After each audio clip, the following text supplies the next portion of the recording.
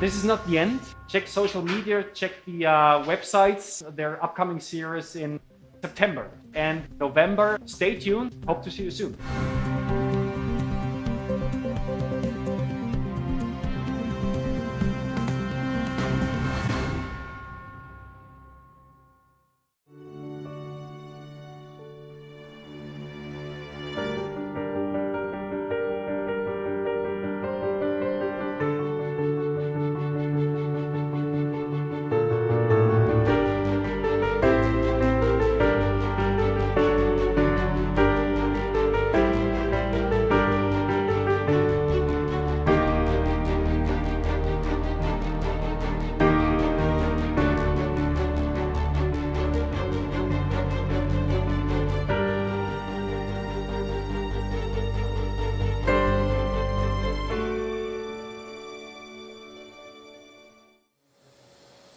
Good afternoon. Welcome to King's College Hospital. I'm Amin Haji. I'm one of the consultant colorectal surgeons and interventional endoscopist. So really over the next hour we want to just demonstrate a couple of colonoscopies with some new technology, and in between I'll also introduce some of the methods that we use for assessing polyps and how we make decisions regarding polyps, whether we do endoscopic resection by EMR or ESD. So we will go through the course of the next hour, hopefully taking you on a journey. The gentleman here is our first patient who's on the table. You can see I've just inserted the scope into the rectum. This gentleman has been referred from a neighbouring hospital, and he has had previous chemoradiation for rectal cancer. He's been having regularly 3 monthly MRI and CT scans every 6 months, which have shown a complete pathological response. So the purpose of today is really to do a screening colonoscopy and assess the rest of the colon to ensure that we haven't got any further polyps, and also to assess the rectum to make a decision whether we have any residual disease.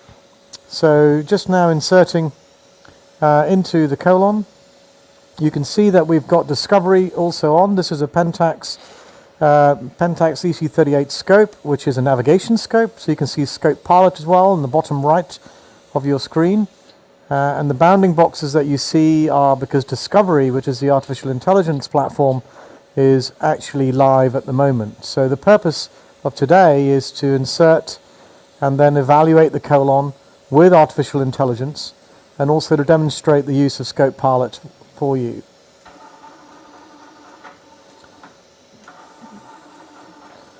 So I'm joined by an excellent team of nurses with me who are supporting the case. I'm very grateful also to Pentax Medical for supporting this event. And if you have any questions, please put them through onto the platform so we can answer those for you. Got some diverticular disease here in the left colon. Bit of pressure, sir. Yeah, you'll feel a little bit of discomfort. If it's too uncomfortable, let me know.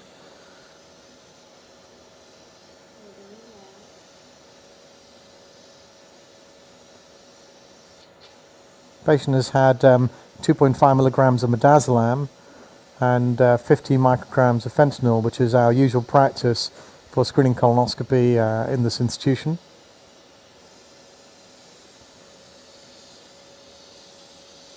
You can see that we're actually in the sigmoid colon, quite a tortuous sigmoid colon with diverticular disease.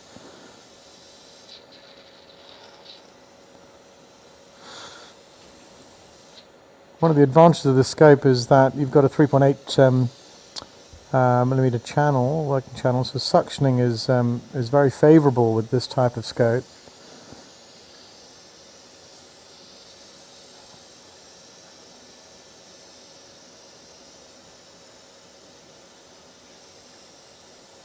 Just trying to negotiate the sigmoid colon.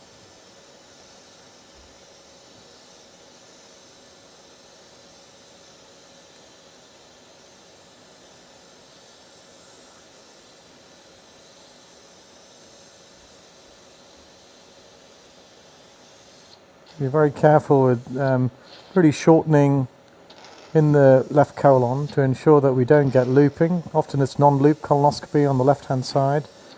So shortening and then straightening and sliding. Try and maintain as straight a scope as possible for the patient, and therefore less discomfort for the patient. Now we can see that it's going to be advancing through into proximal colon.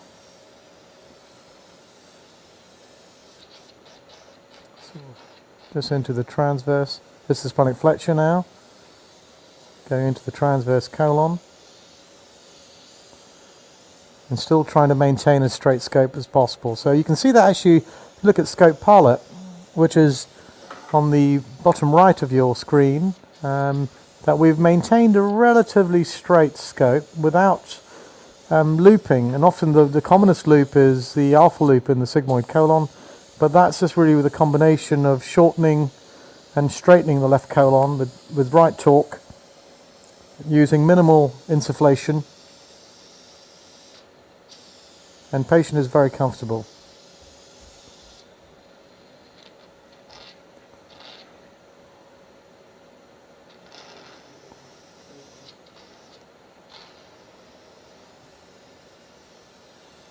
My practice in the UK is often that people often use some sort of navigation for screening colonoscopy,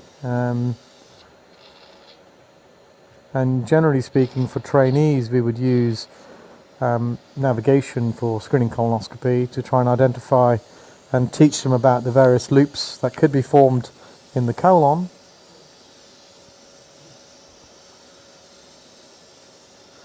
So you'll notice that there's some bounding boxes that do come up, and that's really just from the stool and the feces, but when we come back out after inserting to the cecum, we'll spend some time evaluating all these areas. Because obviously at that stage they are false positive with the stool present, and you'll see that, but we're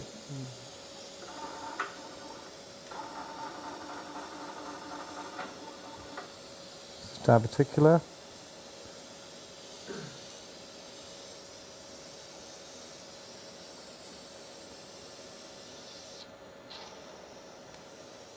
Okay, we come onto your back for me now, sir. I'm just going to get him supine now. Take your time. He's originally in the left lateral position, now we're going supine. So we just need to adjust the scope pilot for that as well. All the way, sir. Can you lift your bottom, sir? Yeah, that's it, sir. Well done.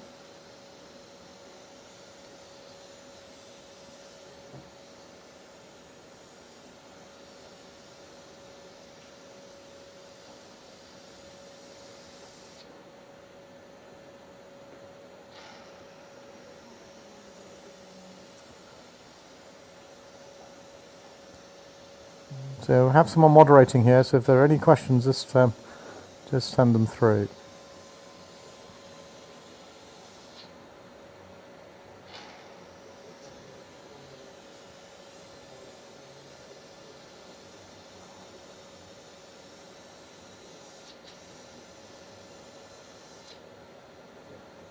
Just negotiating the right colon, making sure we're in the cecum, ensuring that we've not missed anything, and this looks like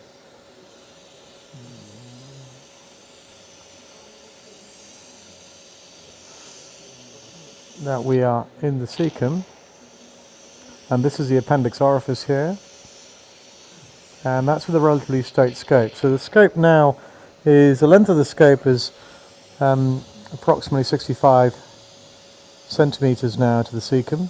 So fairly straight scope, patient's very comfortable, and now really need to do a good screening colonoscopy to evaluate for polyps. And that was the purpose of today because of his previous rectal cancer.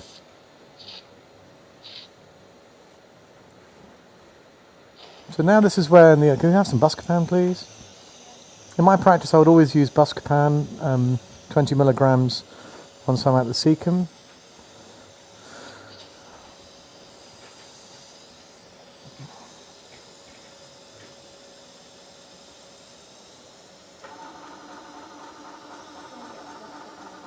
Buscopan, please. Lovely.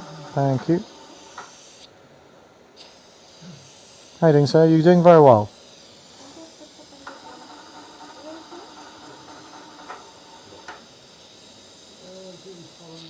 You're doing very well. We're at the end. We're just coming back slowly, having a good look. Okay, you're doing extremely well.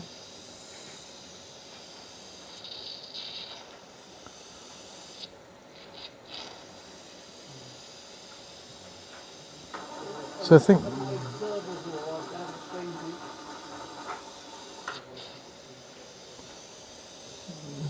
Say again, sir?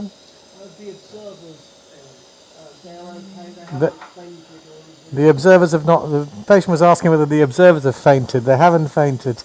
They're quite used to seeing this. They're quite used to doing it. But thank you for supporting the education today.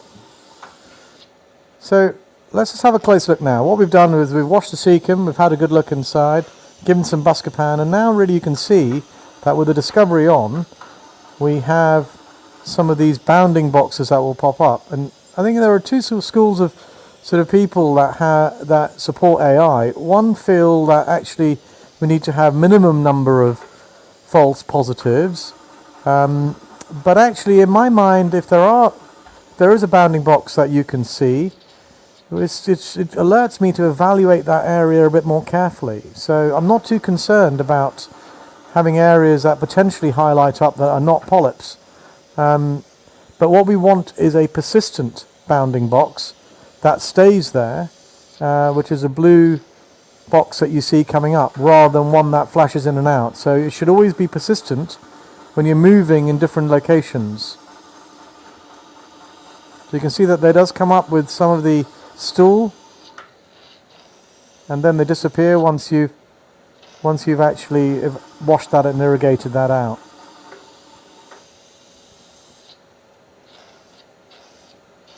So having a good look on the way back. A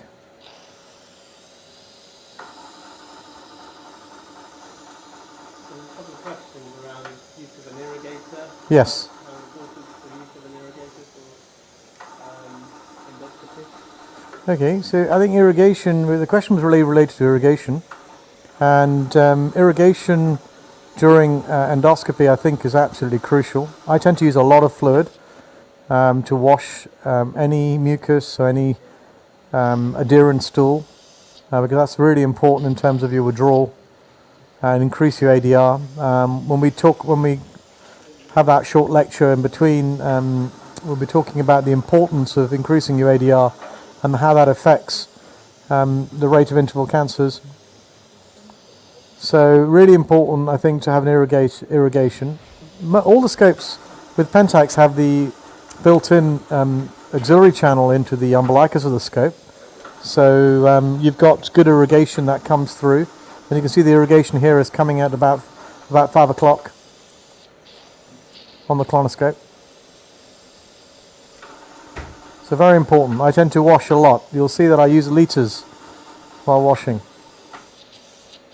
Really important to have a good view and use plenty of irrigation. I think it's extremely difficult if you try and do it manually with syringes. It's essential to have a pump.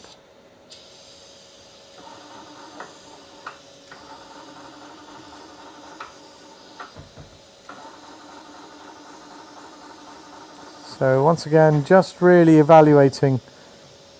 Here, discovery is on. And in terms of an AI system, do you want it on from the start of the procedure, or do you prefer to get to cecum first and then turn it on, or? Yeah, I personally just have it on insertion, but the main attention I tend to evaluate carefully on withdrawal, but I do put it on both on insertion and on withdrawal itself.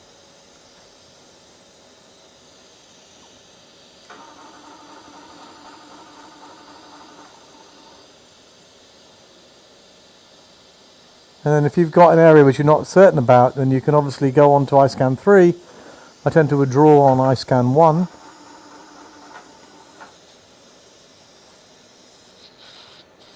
But we're getting very good views here and very clean colon.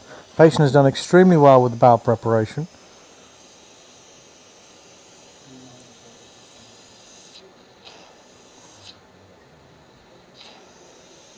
So the discovery system, I don't know if you can have an overview of the room, but I mean certainly the discovery system is built. I've quite a nice large screen here, which actually has the AI built in and makes screening colonoscopy really effective, because I have a very large HD screen that's for my procedure as well as for the artificial intelligence. So it means it makes a very clear endoscopy. Now here we go, we've got an area here that we need to evaluate. You can see that it's picking up an area potentially. However, this is an area I think that we've had some suction on before. So as we insufflate,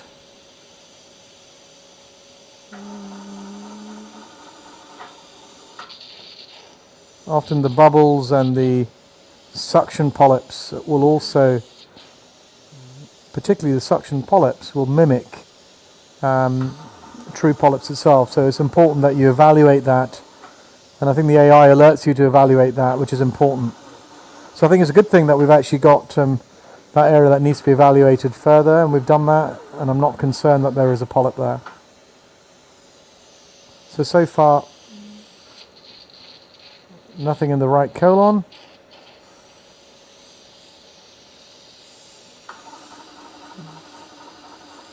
Now we're coming up to the area soon with the diverticular disease.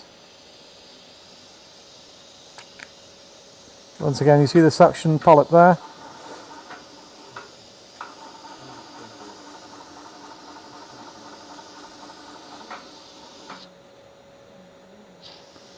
Just giving very good bowel preparation. Well done, Said, and a good job.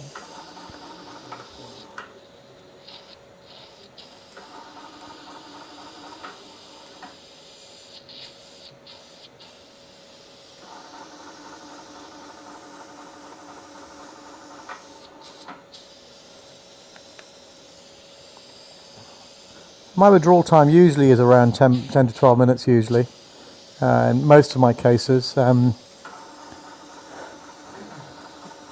But because I tend to use a lot of irrigation, but certainly you should be aiming for withdrawal times of between 6 and 10 minutes. I tend to have a slightly longer withdrawal time, particularly because I use a lot of irrigation.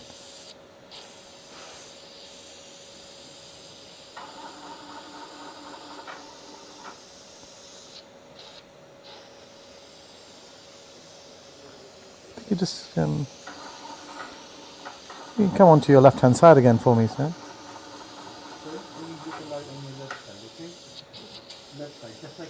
Just going to move him back to his left lateral position. Yeah, good. Very good. All the way on your left side, you're doing very well. Good. If you need some more painkillers, just let me know.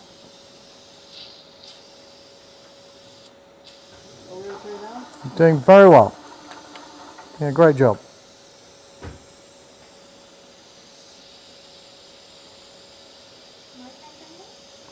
I think he's okay. You need some more painkillers, sir? Are you okay? Are you alright? Good. Seems very comfortable with 50 micrograms fentanyl.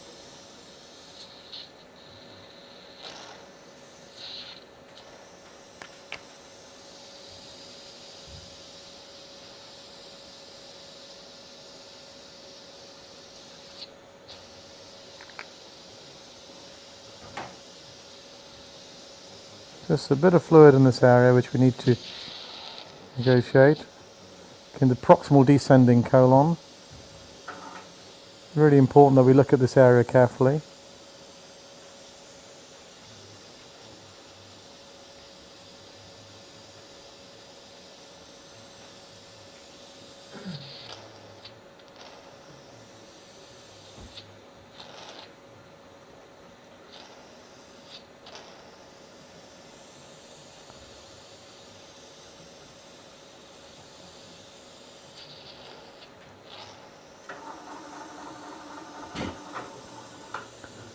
often we found really is a lot of reassurance, particularly if you're doing a lot of screening colonoscopies in the day, to have AI on, because it does alert you to areas to evaluate further.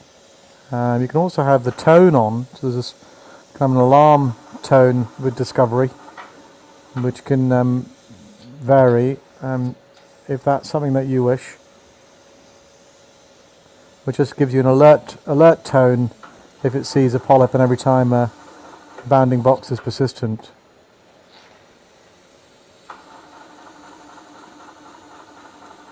I tend to just rely on the visual aspect rather than the tone, but I think the tone is also very useful, particularly for training. If you're observing somebody doing colonoscopy, the tone also can guide the endoscopist who's doing the training to evaluate that area a bit more carefully. There's another suction area there. Not persistent, did show, but and if you're uncertain of the area, then actually it looks fine when you go closer to it and try and evaluate it. May pick up something when you're further away. The important thing is then to go close and evaluate that under close up to see if it is indeed a polyp, or whether it's a fold or a suction polyp or a diverticulum.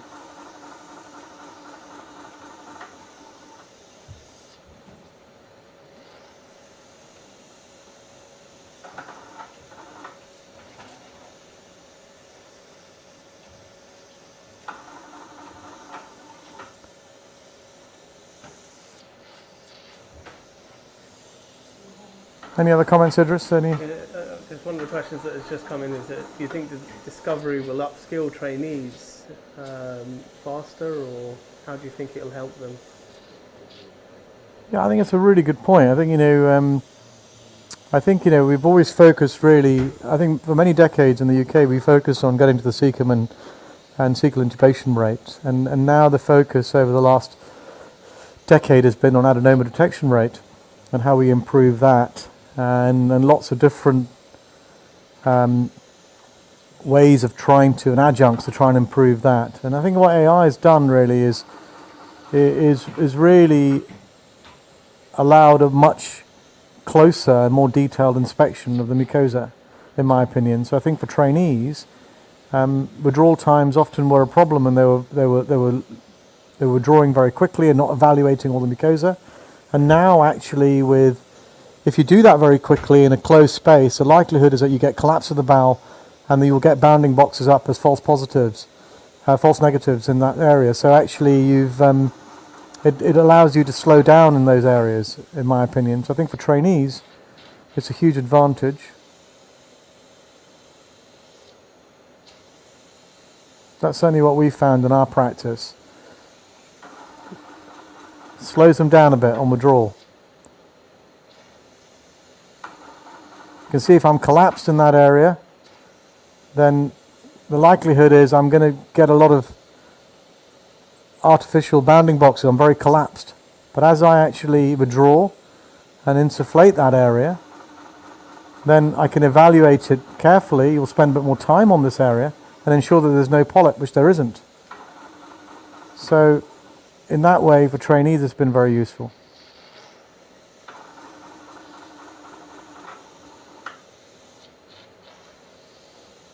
I think we do extremely well if we have no polyps in a surveillance colonoscopy. Very good for this patient if we don't.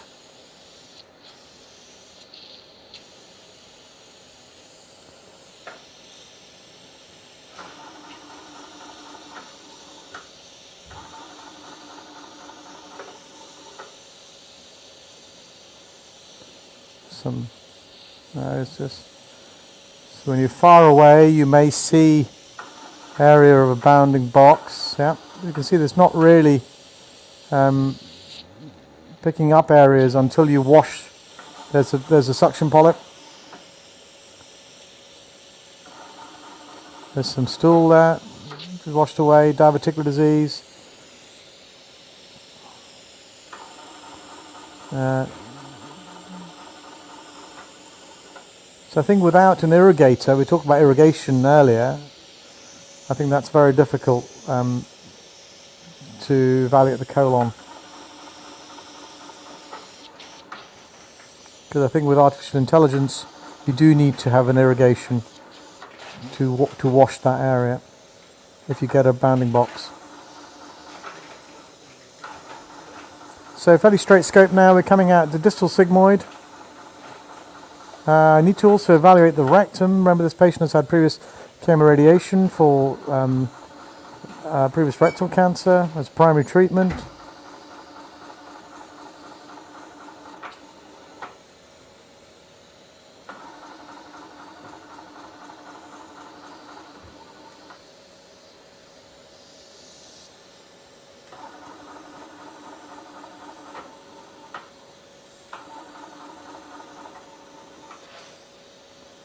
That's been some stool now in the lower distal sigmoid. So we've got diverticular disease in the sigmoid colon, straight insertion to the cecum, no polyps currently.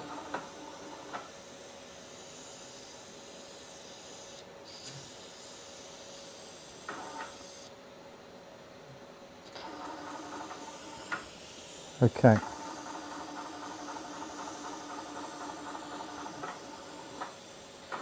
So a syringe, please, just to, with syringe with air. No, syringe, please, with air. Yep. Just to take the stool away, thank you. Yeah, go ahead. Thank you.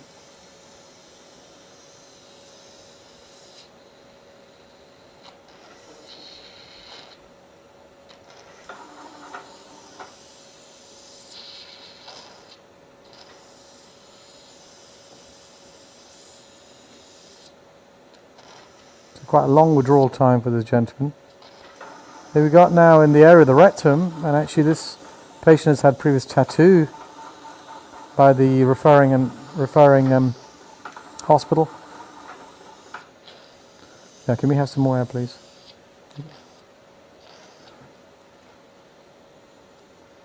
Oh. That's it. Good. Let's evaluate the rectum in a bit more detail. Tattoo, the area, it's quite unusual tattoo an area for previous rectal cancer, but some hospitals do have that as a routine practice. Just going to insufflate now and see whether we can identify any abnormalities. Typical appearance of an irradiated rectum with some radiation changes. Actually, this is the area I suspect of the previous scar on the rectum. I was informed that there was actually complete response, but I think there is some area here which is an area of residual disease where the scar was in the lower rectum. You can see a small ulcer there. Artificial intelligence also feels that there is potentially an area of abnormality there.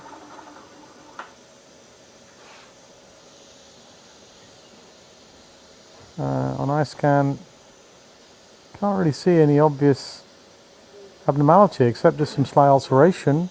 You've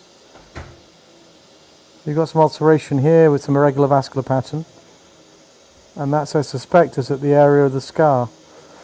But I think in view of this, it would be sensible just to take some biopsies of this area. You see that, Idris? You've just got some slight changes in vascular pattern there and slight ulceration. Very small area, less than a centimetre.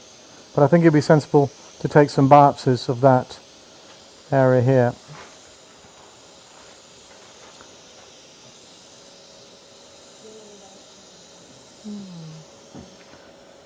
Often in irradiated rectum, I don't tend to J maneuver routinely because often the compliance is slightly smaller, so you've got to be careful of J maneuvering a scope in this area. We tend to collapse a rectum and evaluate the low rectum in this manner.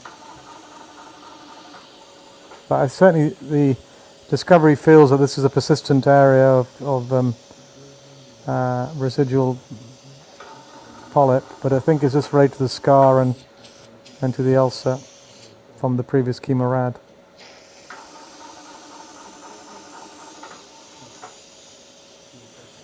Open.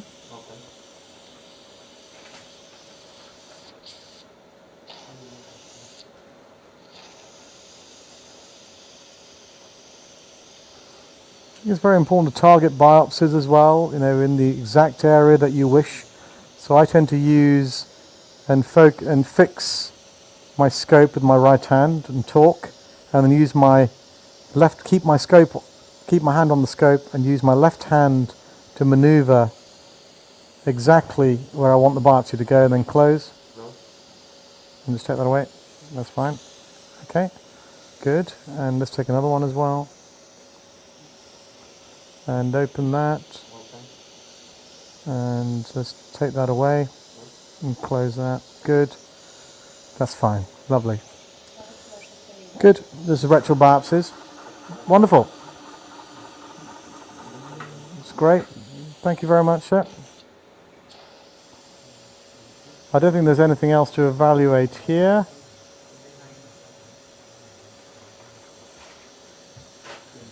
The rest of the rectum looks okay. Good. Okay. So we can come out and we finish the first procedure. Thank you very much. Hold on. It looks fine. Finished. Yeah. Thank you very much. No. Okay. Just stay on your side. Let's get rid of some of this gel. Good. Looks fine. I've just taken some biopsies from where the scar is.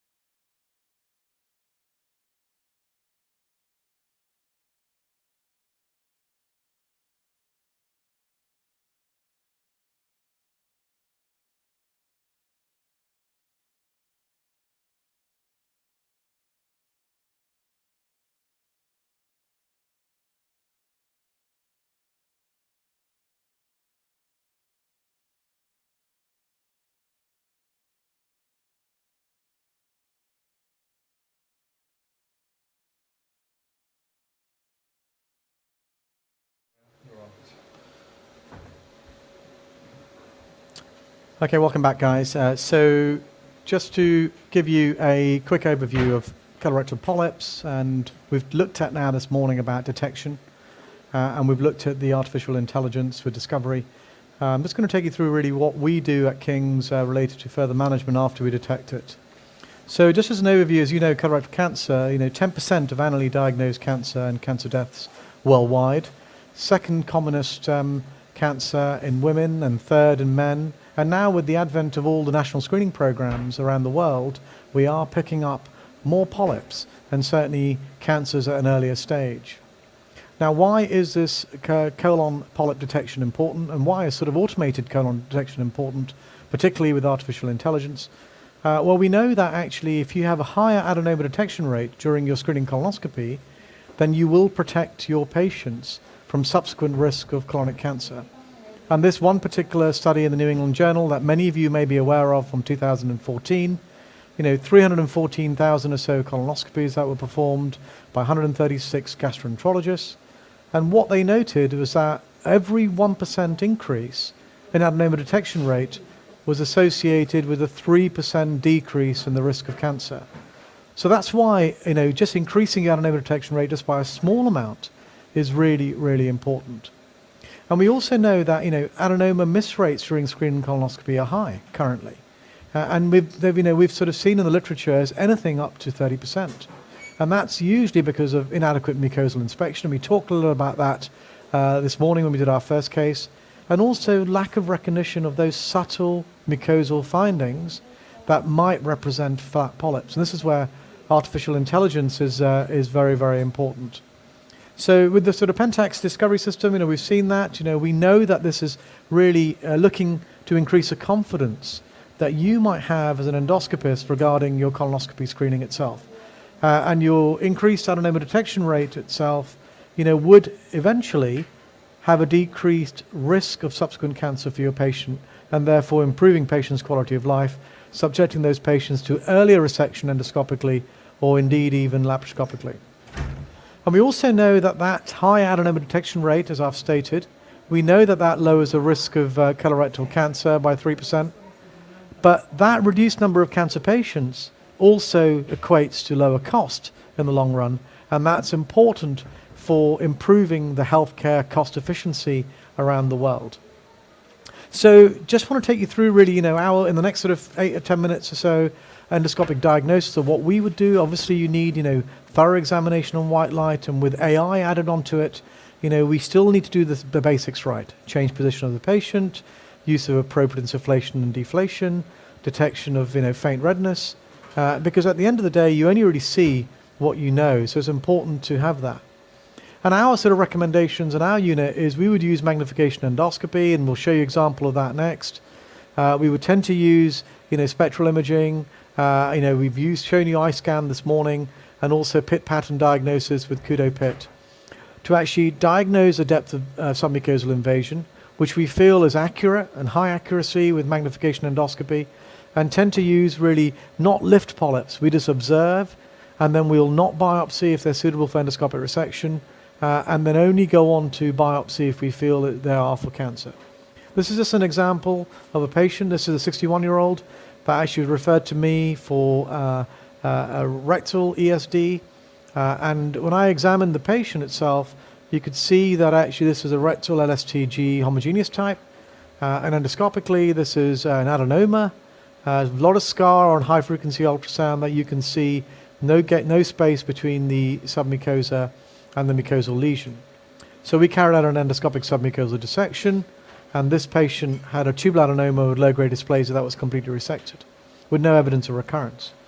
However, in the screening colon, what we found actually at 12 months was there was faint redness that you can see here in the foreground. Very faint redness, and when you deflate the colon and dye spray, you find a 7mm cancer, which is resected endoscopically, and this is SM1 invasion, and therefore that patient has been subjected to endoscopic treatment, that's curative treatment. So it's very important really to characterize polyps carefully, and we tend to do that according to Paris classification, use chromoendoscopy after spectral imaging to look at pit pattern classification itself. And then there are various options. The options might be either EMR or ESD, or indeed full thickness resection, particularly in the rectum with transanal endoscopic microsurgery or TEMS, or indeed whether patients need to go on to more advanced surgery. The problem is that decisions are often made on local expertise rather than actual endoscopic diagnosis. And I want to encourage you all to look at the endoscopic diagnosis very carefully. And of course, if you have early colorectal cancer, we must have a discussion with patients about the risk of lymph node metastasis and resect those not only that are technically resectable for early submucosal invasion, but also the high risk benign ones. And indeed, if we are suspecting invasive cancer, we must give the pathologists a quality specimen with en bloc resection that includes all of the submucosa. So that's important. So how do we do this endoscopic diagnosis? I want to just take you through that. First of all, we would use magnification endoscopy with pit pattern classification. This is the Kudo pit pattern, type 1 to type 5. And what we're interested in is identifying those patients with 5I or 5N pit. This is chromoendoscopy using both methylene blue or indigo carmine, and also crystal violet for the 5I and 5N. We would also use, vascular pattern, which is, looking at the network, and people have used NICE classification, which is subdividing into type 1 to type 3, type 1 and 2 being benign, hyperplastic or adenomas, and type 3 are indicative of deep submucosal invasive cancer. We tend to prefer the detail in our practice of JNET classification, which will divide it into 3 types again, but have a subdivision of type 2 into 2A, which is usually low-grade adenoma, or 2B, which could indicate high-grade dysplasia or indeed early submucosal invasion. And if you have a type 2B lesion, which is slightly irregular vessels, then we must dye spray and use chromoendoscopy for these patients. And then type 3 is indicative of deep submucosal invasive cancer. So this is an example really of using sort of spectral imaging in this area, where what we would do is actually use spectral imaging to assess the polyp, and this is a benign looking polyp. This is a tubulovillous adenoma. This is JNET type 2A, and we can see that quite clearly. For patients that have lateral spreading tumours, we can subdivide these into LSTG or LSTNG, and the advantage of doing this is as you go from top left to bottom right, there's an increased risk of submucosal invasion, and also there's an increased risk of multifocal invasion itself. So let's take that into detail. LSTG homogeneous type, the risk of invasive cancer in our series is 0.8%. When I was at Showa University with Professor Kudo, the risk of submucosal invasive cancer was once again 0.8%, so very, very low risk, and therefore if you have a large lesion like this in the right colon, which is LSTG homogeneous type, you could do piecemeal EMR for these patients safely because the risk of cancer is extremely low. However, piecemeal EMR does come at a cost, and comes at a cost of recurrence after EMR, and we know that in our series that if you have a mean size of polyp of more than 5 centimeters and you do endoscopic piecemeal resection of these lesions, our recurrence rate is 14.2%, and therefore we need to do more screening endoscopies and treat patients further at higher cost because we are treating the patients with EMR in the first case. And the second aspect is often EMR patients need a much longer surveillance. Often they need surveillance at 3 months, and then if there's a recurrence, another 3 months after that, and then at 12 months. So you would need to do longer procedural surveillance for these patients than you would for ESD. If it's LSTG mixed nodular type, risk of cancer is 19% beneath the nodule, and therefore if you've got a large lesion like this endoscopically, even though it looks benign, we would do ESD and endoscopic submucosal dissection for en bloc resection.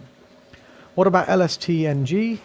If it's non-granular, the risk of cancer is much higher for patients who are either flat elevated or pseudodepressed type, and risk is up to 40%, and therefore we would do ESD for these patients. So let's take you through that, just to summarize. So all our patients will have magnification endoscopy, we'll have spectral imaging and looking at morphology according to Paris classification, and if it's 5I pit to LSTNG, they'll have ESD. And if you have 5I pit, you can evaluate that much more vigorously with either having 5I, which is irregular, and 5I non-structured. For example, here you can also divide into low grade and high grade for 5I. So let me just take you through that. If it's low grade, it looks like this, where it is irregular, but not irregularly irregular, slightly more irregular on the high grade, which is early submucosal invasion, and non-structured, which is a deep submucosal invasion. So therefore, this is what from left to right, you can see the difference between low-grade 5i, high-grade 5i, and 5n pit, which is deep submucosal invasion itself. So in our practice, what we would do is use 5i pit, and we would do ESD for these patients, making sure that the ultrasound is favorable, and 5n pit would have laparoscopic surgery or full thickness depending on the patient itself. So this is an example of a patient that needed endoscopic submucosal dissection. This is 5i pit high grade, and ultrasound shows it's favorable and the muscularis propria is clear, and therefore what we can do is resect this patient endoscopically rather than the patient having laparoscopic surgery. And what about patients with LSTG mixed nodular type? These patients we would generally tend to do en bloc resection if possible. This is an example of an LSTG mixed nodular type and patients having en bloc resection with early cancer that you can see there.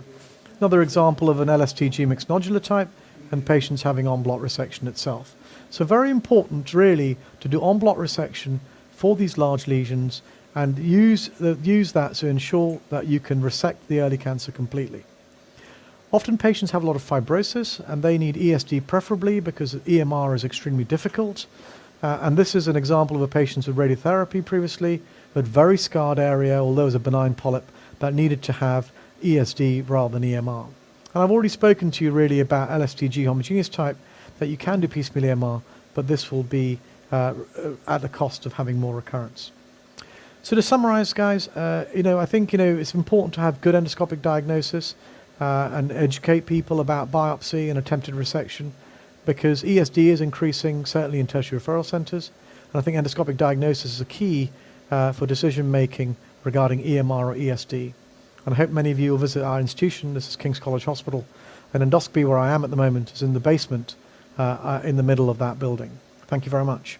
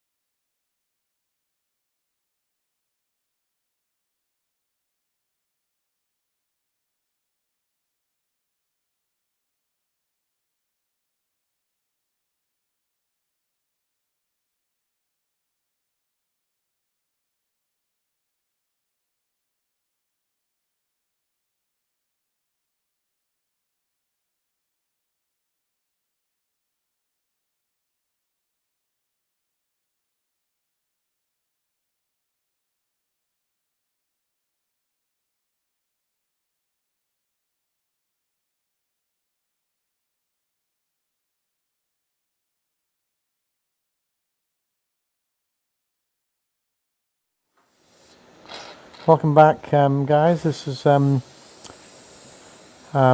screening colonoscopy. I've got a very kindly agreed patient who's here with us.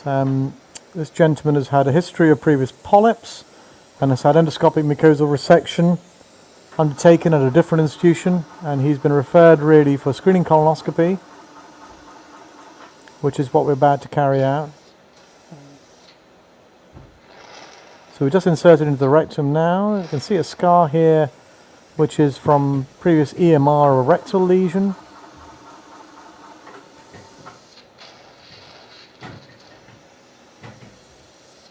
We can evaluate that scar when we come back. I'm actually using a Pentax zoom scope here, and you can see Discovery is already switched on, which is the artificial intelligence that we use. This gentleman is not having any sedation or fentanyl, so he's having no medication whatsoever. And about 10% of our patients actually in our practice will opt not to have any sedation or analgesia.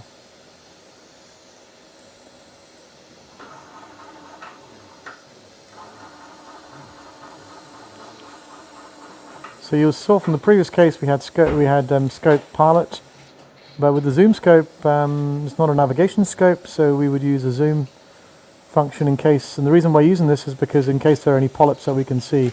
Bit of pressure as we go down. If it's uncomfortable, please let me know. Diverticular disease here. Well done.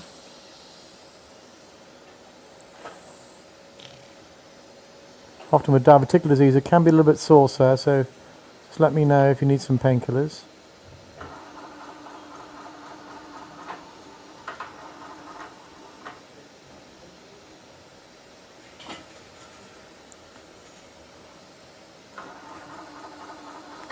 Once again, using irrigation with just to help maneuver around the left colon, which is severe diverticular disease.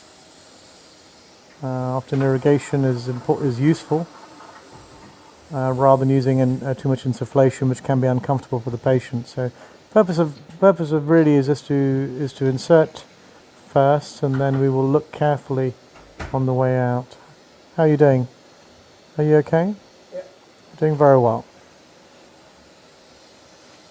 Our preparation is reasonable. We're still not as clean as we'd like. We need to wash that out though.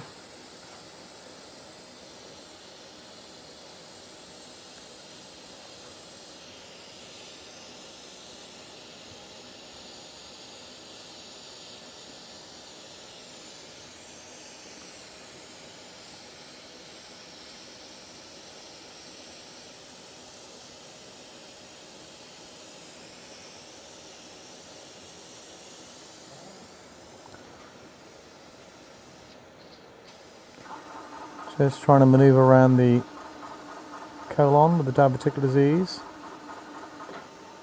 using irrigation to help through that. You're doing very well, sir. It's going well.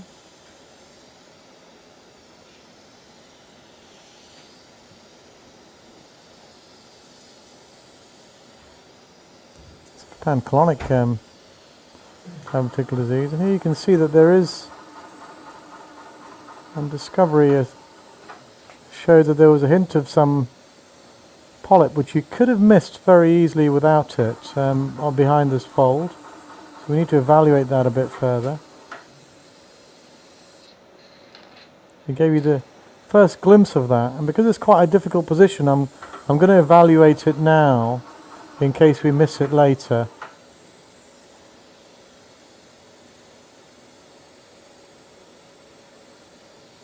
So you see the bounding box is persistent here. So you need to have a look here to see if there's a suggestion that there may be a polyp there.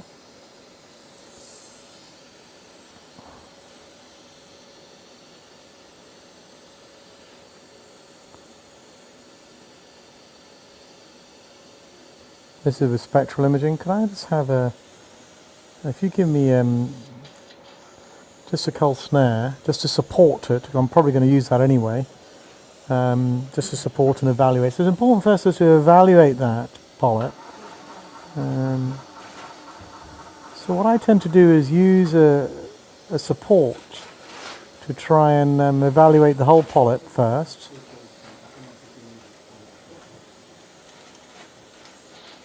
So we can see that there is certainly a small polyp that's persistent bounding box discovery. And discovery sort of alerted us to that just as we were going around the corner. Can I have some buscopan, please? Now normally I would do a lot of this on the way out, but sometimes when you're in a difficult position and you feel you may not find this tiny polyp, it's best to deal with them now. So what I would tend to do is support the colon here on one side, just so I can evaluate it, support the mucosa, and you can evaluate it a little bit better because you've got on the view. It's a small lesion, which is 5 to 7 millimeter lesion, and I can quite clearly see this as a 1S lesion on Paris classification.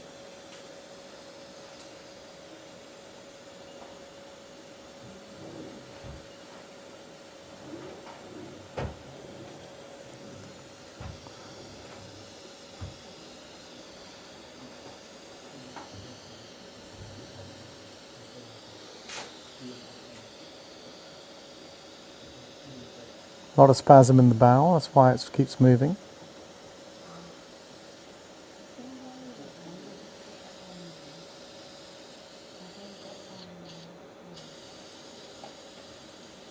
We're going to give you some medication to this to reduce the spasm of the bowel.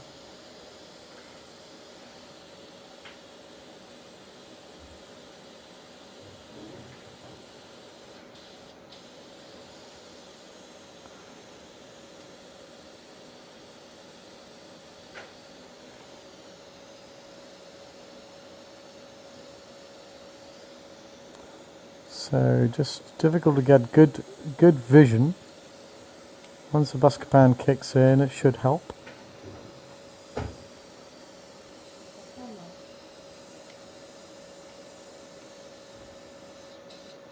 Sorry? 20, yeah, 20 always, 20. Yeah. 20 milligrams buscopan.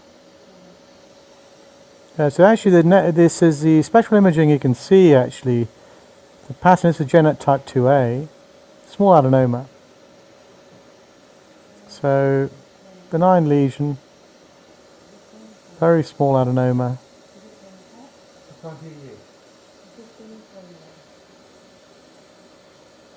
I can't either.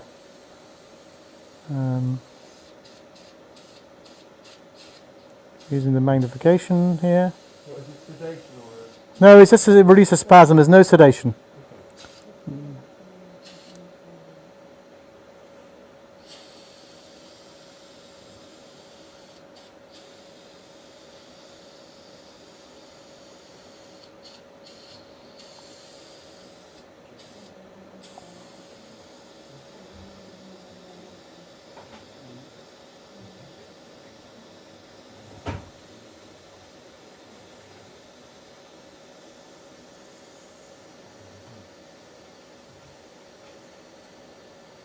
So I can see that actually as you go breathing in and out, I can see very carefully this is all sort of network genet type 2A when it does get into view.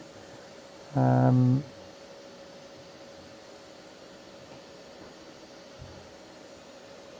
you can see that there on magnification is very clear that it's all normal. Normal looking vessels, regular pattern. And therefore this is a tubal adenoma.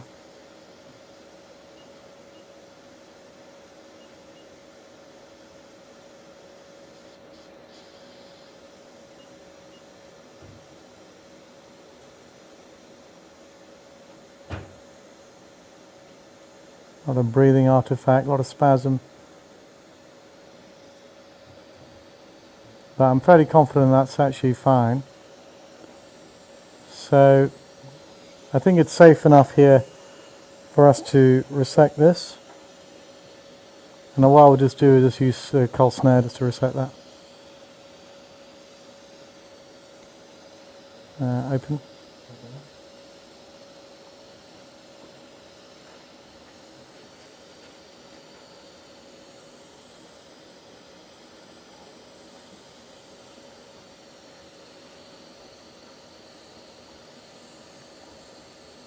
Close.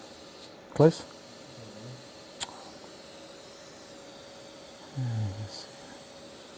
Open.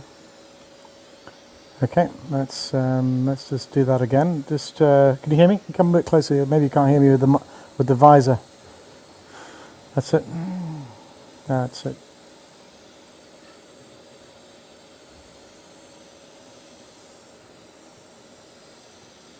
What we can do is just get this position a bit better.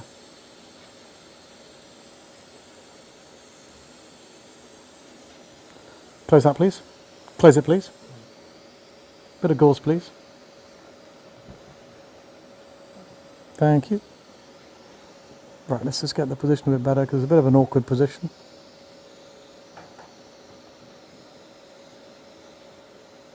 Open.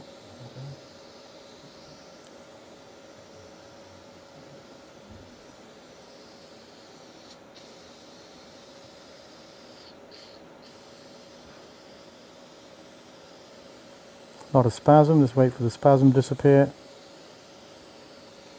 A lot of spasm in the colon today. How are you doing, sir? You okay? Just try and hold your breath for me for a few seconds. Breath in and just hold it for me.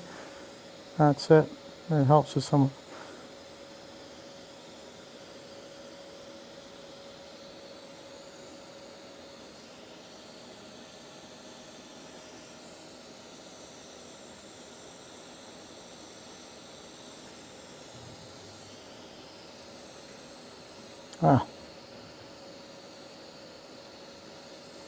What might be easier is to try and get him onto his back maybe in a minute, and then we can try again to save the spasm.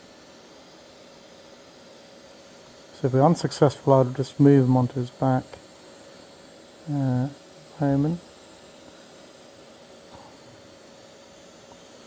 A lot of spasm there. So just close that for me. Just come onto your back for me, please, sir. Lie on your back for me. Sir, we need you to lie on your back. That's it, well done. Keep your knees bent and turn on your back. This one, all the way to your back. Then lift your bottom. All the way. That's it. Let's just have a look. Quite a difficult position to maintain. A lot of looping, movement. So what we'll do is just change a position and see whether that helps us with our evaluation.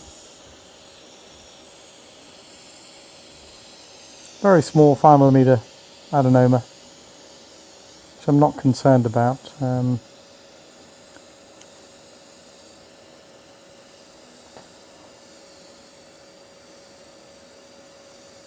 Which we may need to evaluate on the way out.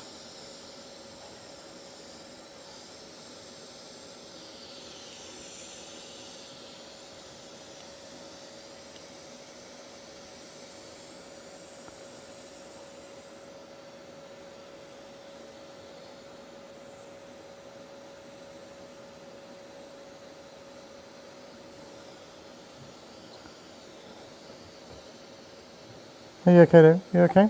Yeah. Well done.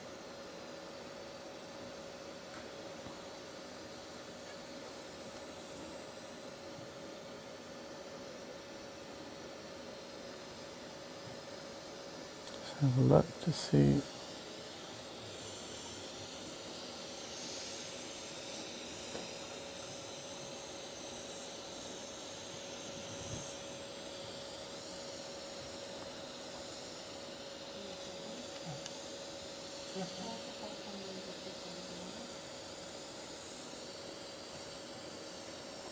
Yeah.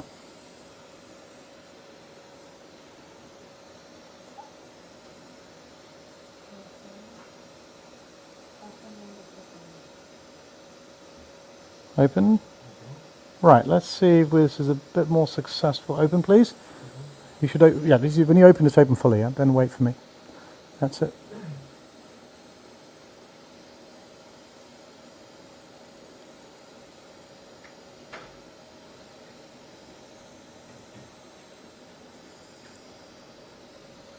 quite tricky.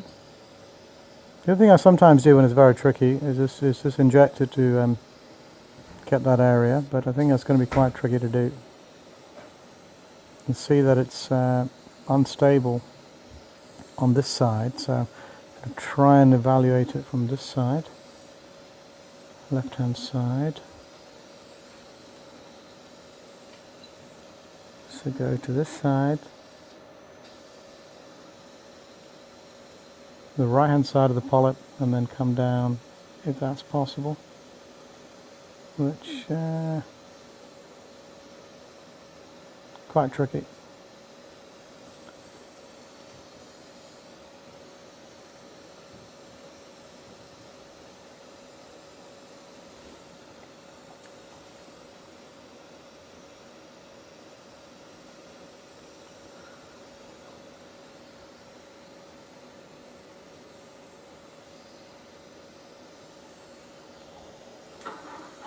Let's just have a look here.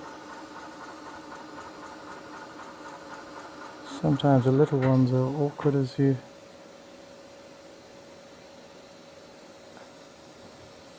Okay, so just close that for me. Just give me a biopsy, please. What we'll do is we'll just take such a small lesion, and it's quite an awkward area. So what we do is we just change our strategy to use a biopsy forceps rather than the snare.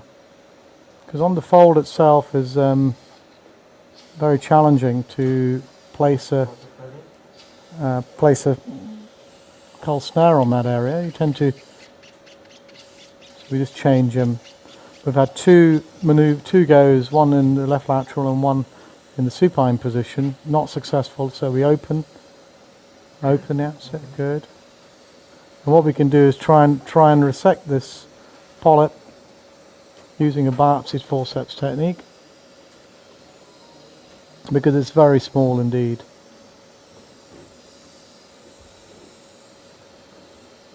Go back to your left hand side now, please, sir. Go back to close, please. Go back on the left hand side. Yeah, that's it. Well done. Well done. Well done, sir.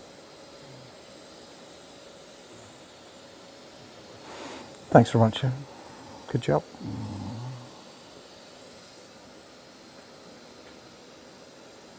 Okay, open that for me.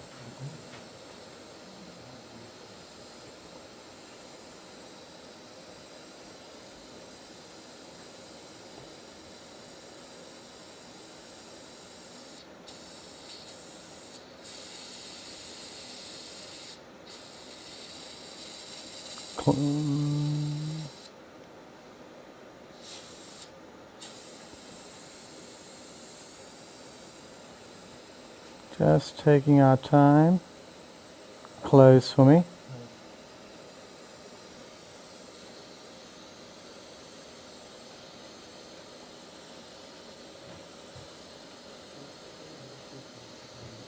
Good. Okay, fine. Take that out, please. Take it out, please.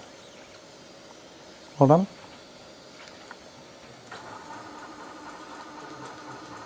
Quite tricky without the use of biopsy forceps, so you got the polyp?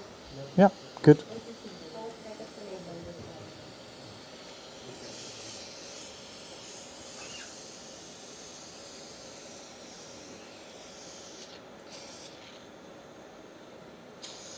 Well done. What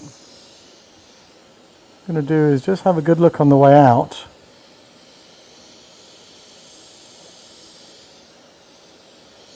Sometimes those tiny polyps are quite awkward.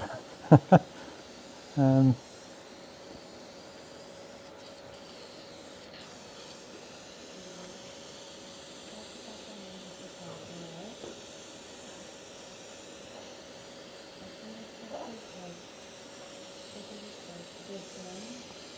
are you doing? Is he okay? You're doing very well. Is he doing okay? Do you want some painkillers or is he alright?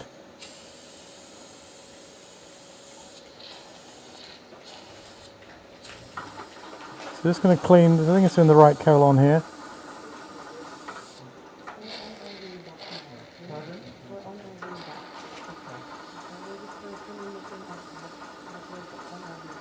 Pardon?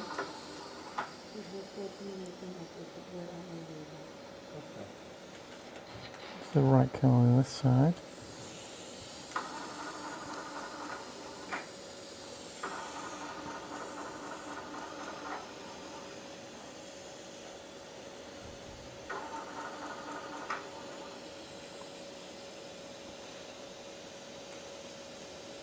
Despite being a zoom scope, manoeuvrability is excellent actually in terms of able to fairly straight scope and be able to J maneuver in the right colon without any difficulties. So that's been useful.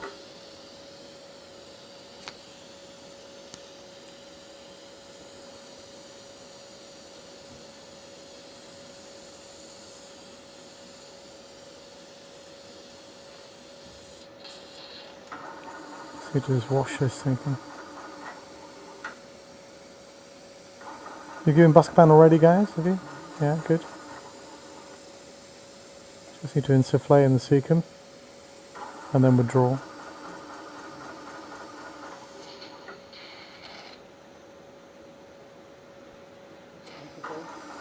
Yeah, a bit of infocol, I think it'll be good. Yeah. Do some infocol, get the bubbles in the cecum. Yeah, yeah, please. Well done. Go for it. Thank you.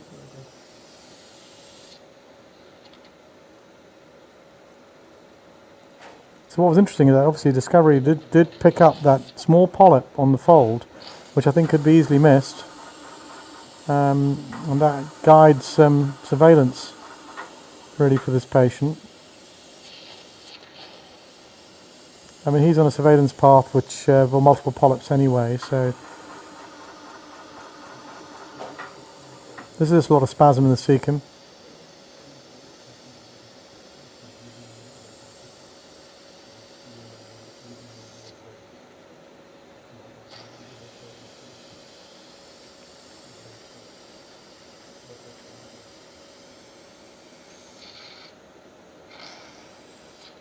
Just evaluating the cecal pole. It's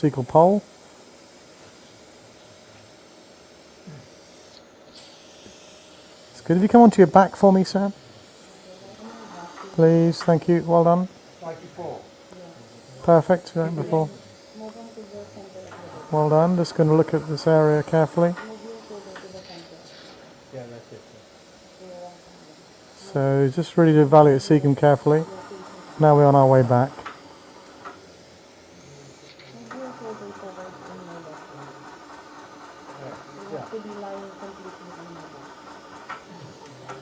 Well done, sir. You're doing very well. So we found one polyp which we've removed. We're on our way back. Just having a good look at the rest of the bowel. I know you've had lots of screening colonoscopies, so you're doing really well without sedation and without painkillers. Well, if you could decide to do a full colonoscopy, isn't it? Yes, it is good. Well done. Elbow touching there. No, I mean, I'm very impressed. Thank you.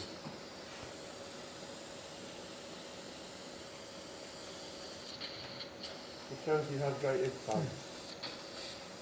So we've got some swash here. That looks normal. You can see the bounding boxes for the AI.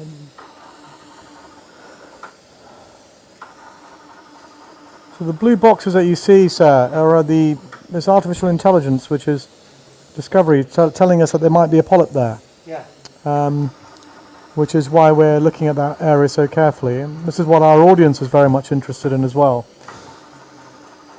This is the area from the previous biopsy. Well, I'm quite interested as well. You're interested as well, good. Patient says he's very interested as well, which is excellent.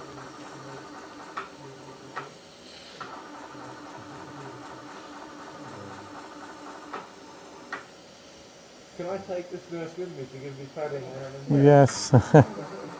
Really nice. I don't often get this kind of TLC. So we're drawing slowly, 20 milligrams of Buscopan given. If you go onto your left-hand side for me, So we evaluated the right colon, one polyp seen, 5mm polyp, tubular adenoma resected by biopsy. There's potentially another polyp here, which, well, let's evaluate that. That looks okay. That looks okay.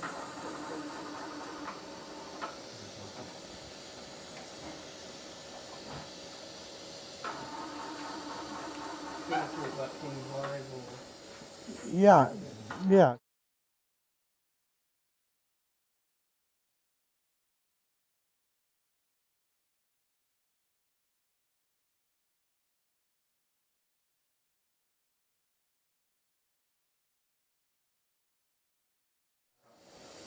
Is this not about me anymore?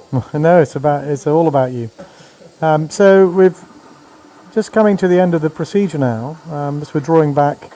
So there's a couple of announcements. I mean, we've got the next Live Academy, which is next Wednesday from Russia. So I hope that many of you can join for that.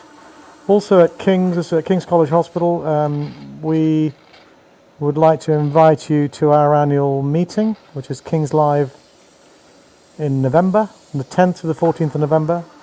It'll all be online, with lectures on colonoscopy and artificial intelligence, an endoscopic resection, and then live endoscopy from 4 rooms via this platform. So we invite you to that. You can look further details on kingslive.co.uk, and there's my advertising pitch, guys. But we're back here now with the patient, and we're nearly done. Just having a good look on the last bit.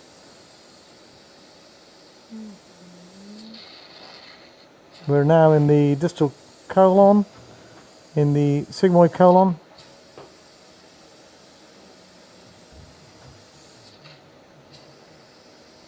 So actually, discovery has been very useful today. The artificial intelligence is very useful. We've managed to find a polyp that I didn't find. The discovery found that for me. Who found it? The artificial intelligence. So that was fortunate for you and for me. What, the discovery? Yes. Well, I mean, don't praise an inanimate object for using it. Well, give credit where credit is due. Patient is saying that I should take credit for it rather than discovery, so that's oh well. But we did it together. It's working in tandem with artificial intelligence is very important, and you're absolutely right. I think we've got to present the right mucosa to the AI system, and then the AI system can do its job. If we don't present the right mucosa, you're not going to find the polyps. So you're absolutely right. Amazing. Thank you, discovery. Isn't that nicked from a very famous spaceship? Isn't there a very famous spaceship called Discovery? We'll have to ask the Pentax team whether the name has been taken from a famous spaceship, but I think you're right. Wasn't it the Voyager and the Discovery that were the... I think it might be maybe Christopher Columbus type boat as well, Discovery. I'm sure it was a very famous ship. Star Trek. Is it? Star Trek, yeah, maybe. Well, we'll find out. Some homework for us to do. No, I think it is definitely a very famous. Diverticular disease on our way back. So he's had quite a few screening colons on the left side, so I'm not too concerned about the left side. I wanted to evaluate the right side in a bit more detail, which we've done.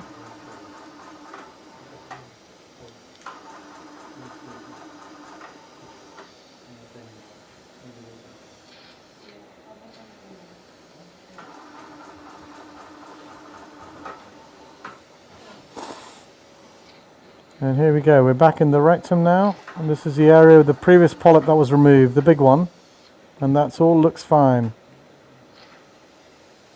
This is a scar from that area. It looks fine.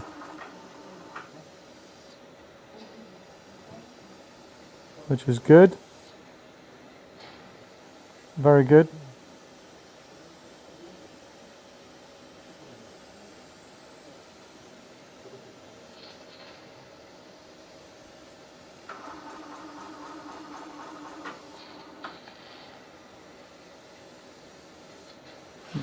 Well done, this is it. Last few. That's good. Fantastic, well done. Thank you very much.